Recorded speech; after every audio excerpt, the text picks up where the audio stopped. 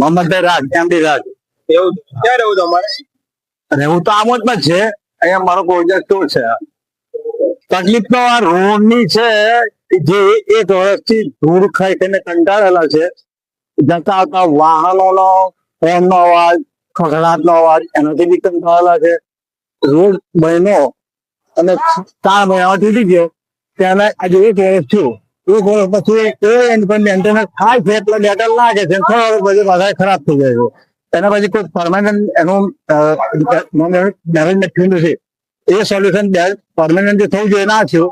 હવે આજે મહાનુભાવો ઉદ્ઘાટન માટે આવવાના હતા ડેપોના, તો કઈક સવારે પાણી છાંટી ગયા, જેથી મહાનુભાવોને એનો જે ધૂળનો ખબર ના પડે.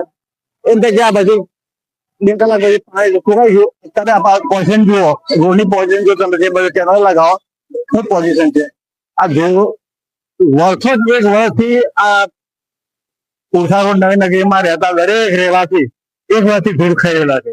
આ શોપિંગના જે દુકાનો આવે છે, જતા આવતા લોકો છે, પુણ્ય 63 છોકરાઓ ભણે છે, એ છોકરાઓને બી ધૂળની અસર થાય છે. આ બધી જે તકલીફ છે એ થોડી વધતો નથી લે, 1 વર્ષ છે. 1 વર્ષ ગામ જ તો ઠીક છે, પણ જે ધૂળની છે એનાથી લોકોને એલર્જી થાય છે, કોઈ ખાંસી થાય છે, કોઈ તાવ આવે છે. એ મોટી સમસ્યા ખાંસી ની છે. તો સ્કૂલના છોકરાઓને જેને પૂછો ને તો એ બી કહે છે કે અમે કંટાળેલા. 1 વર્ષ છે.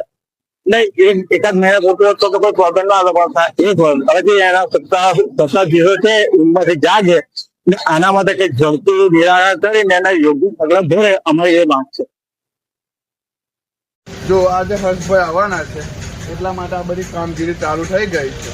આ પાણી છાંટે છે, પેલા ટેન્કર લે છે, બંબા ટ્રેક્ટર, અને આ જો પાણી ખાડરા પૂરાય છે. આ ખાડરા આજે પૂર્યા, આટલા ઊંડા ખાડરા છે. હા, આટલા ઊંડા ખાડરા. બરાબર, અત્યાર સુધી કેમ ના દેખાયું ને આજે જ દેખાયું? અમે વર્ષોથી અહીંયા આગળ ધૂળ ઉડે છે, અમે ધૂળમાં અહીંયા આગળ હેરાન થઈએ છીએ. રોજ આ પાઇપથી પાણી છાંટે છે કે ડર ના ઉડે. આખો રોજ જોયું, આટલા ઊંડા આ ખાડરા જો, આ બધું મટવડું આજે ના. આ મૈયા વૈયા આજે પૂરી. અમારે રોજ ધૂળના લીધે અહીંયા પાણી છાંટવું પડે છે. અમે વર્ષોથી અહીંયા આગળ દુકાન એટલે આજે આપણા હર્ષભાઈ આવવાના છે એટલા માટે આ બધી કામગીરી ચાલી રહેલી છે.